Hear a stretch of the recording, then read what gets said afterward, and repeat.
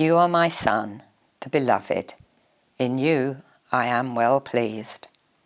Words from Mark, chapter 1, verses 4 to 11. Have you ever had one of those days when you wanted to repeat the day again? A day when you wanted to start over again? There are so many things personally I wish I could go back to and do differently.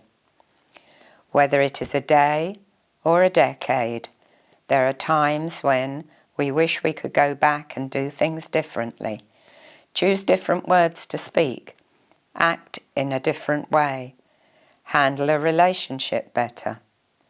Sometimes we just want to do life differently. I think the wishing goes deeper than just doing things differently. More than anything, we want to be different.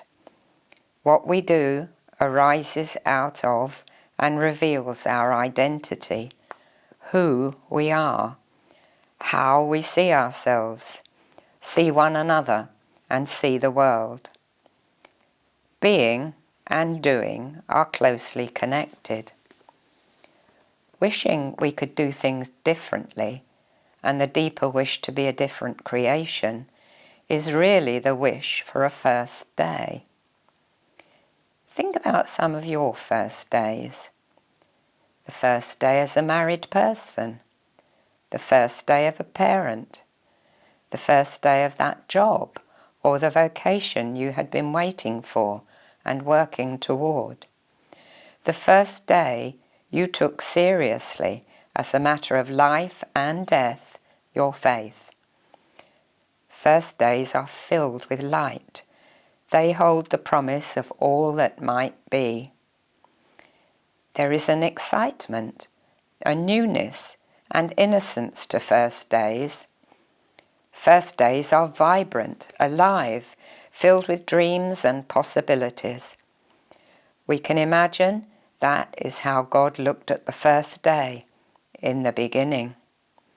No harsh words had been spoken, no feelings had been hurt, no relationships had been broken. There was no guilt or regret. There was only light, the light of life, the light of love, the light of promise and hope, the light of God. And it was good. He said it was. The first day is always a day of creation. Sometimes people say, "Oh, I wish I could go back." A married couple might say, "We want to go back to the day when our marriage was." They are all looking for the first day, but we cannot go back to the way things were. First day wishing, however, is not really about turning back time. It's about becoming a new creation, a new being. Ultimately, it is about returning to the waters of Jesus' baptism. Every time we return to the baptismal waters, we return to the first day. Creation and baptism cannot be separated.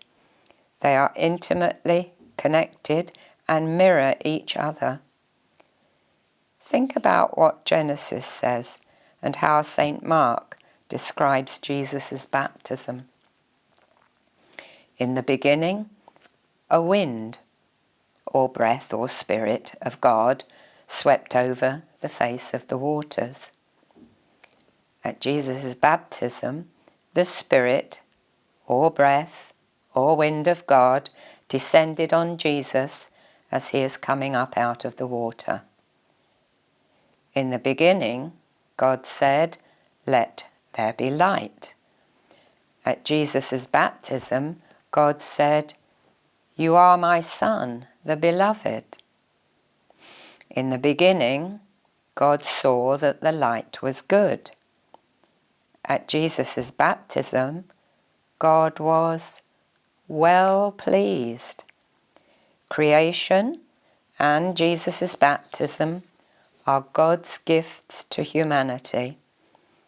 Everything God does for humanity. Jesus did not need to be baptized. We needed him to be baptized. The baptismal water did not sanctify Jesus. He sanctified the baptismal water. His baptism is not the means by which we identify with him, but the means by which he identifies with us. Our baptism allows us to participate in his baptism. Through Jesus, our humanity was present and baptized in his baptism. Our humanity was the humanity upon which the Spirit descended.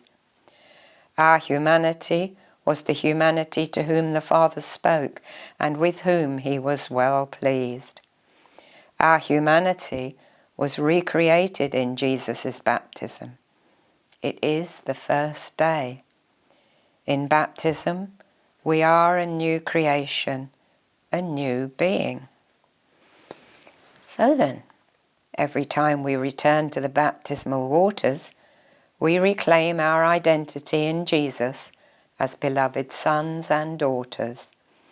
Every time we return to the baptism waters, God again manifests and reveals himself in humanity. Every time we return to the baptismal waters, we return to that first day of light, love, life, and the promise of all that might be. Whatever our life has been, or might now be, the baptismal waters wait for us. So let's return to the water.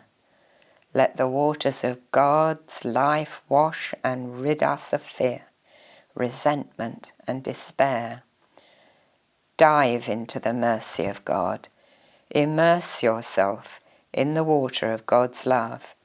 Splash in the waves of God's forgiveness.